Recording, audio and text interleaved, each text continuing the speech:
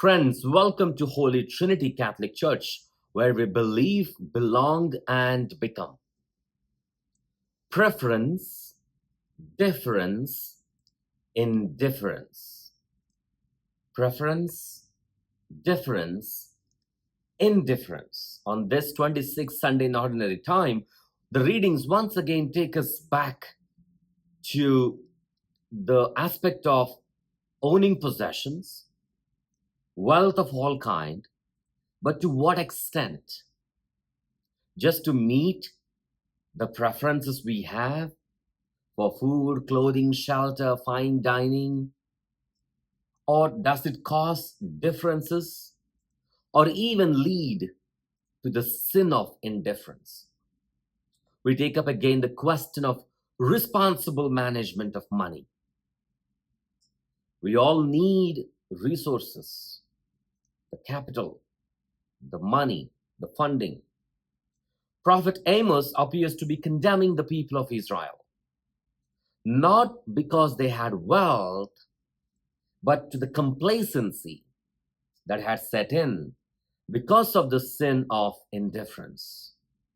By too much emphasizing on the preferences, personally, leading to divisions and leading to the sin of indifference.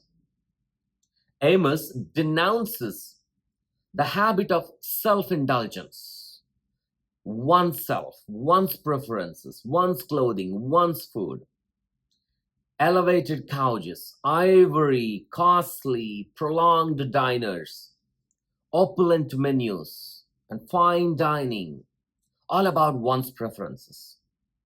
Both Prophet Amos and the Gospel pointedly invite us to condemn the lifestyles of this kind of preferences of the rich, leading to the sin of indifference.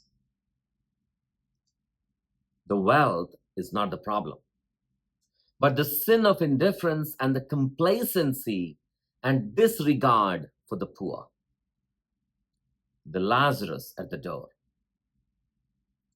This particularly challenges societies in which we live today.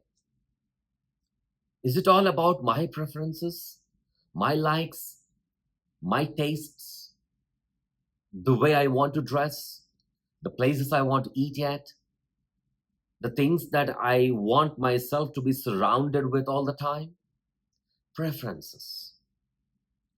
But the biblical covenant is leading us to a different aspect, which is more of communal, care for the other, a society that insists on mutual responsibility, a covenant into which God is calling and inviting the community, a community where not only preferences are highlighted, but the differences are celebrated, but the sin of indifference is eliminated.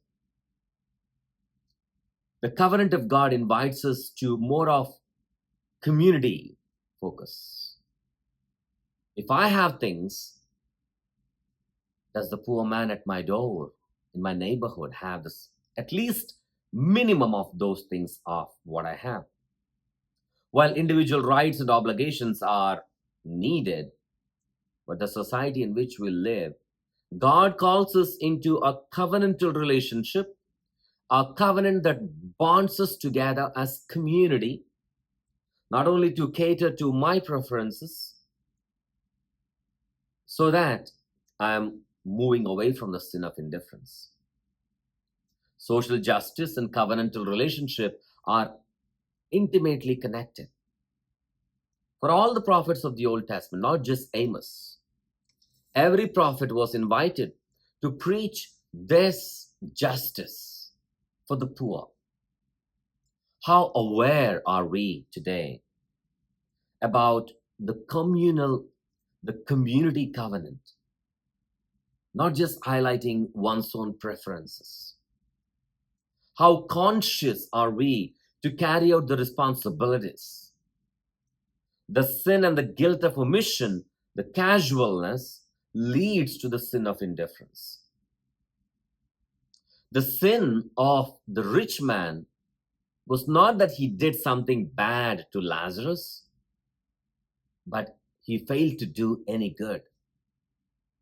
The suffering and the hunger we see in the world and all kinds of oppression is not because of the evil deeds of few people, but greatly because of the silence, the sin of indifference of many good people. That's where the sin of indifference makes a huge impact.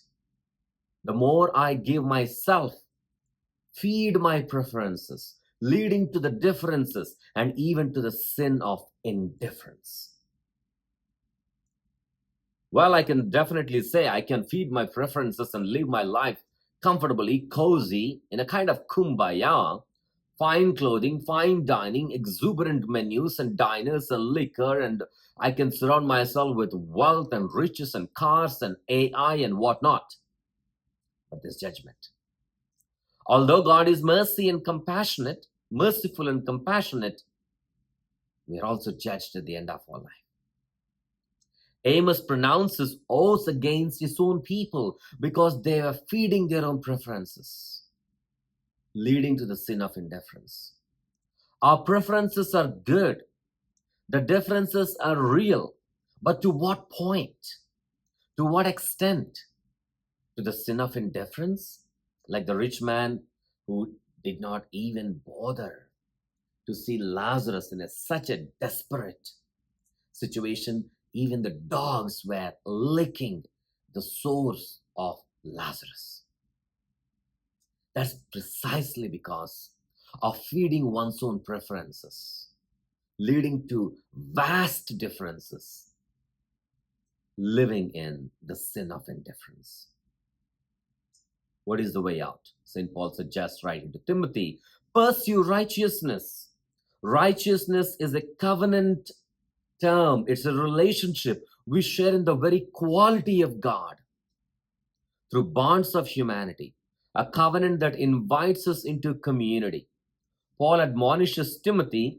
Amos finds an opportunity to correct people, the fact that they were feeding their preferences, leading to the sin of indifference, and the fact that we see the rich man was all about himself, was all about his preferences, leading to vast differences and the prevalence of the sin of indifference.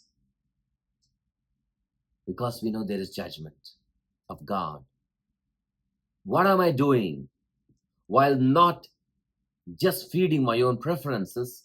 What am I doing to care for the poor, the destitute, the vulnerable, the marginalized?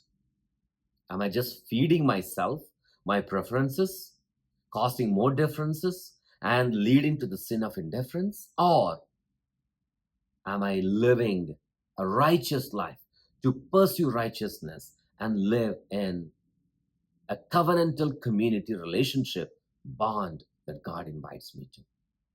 Father Praveen Lakisetti here at Holy Trinity Catholic Church in San Antonio, Texas. Thank you and God bless.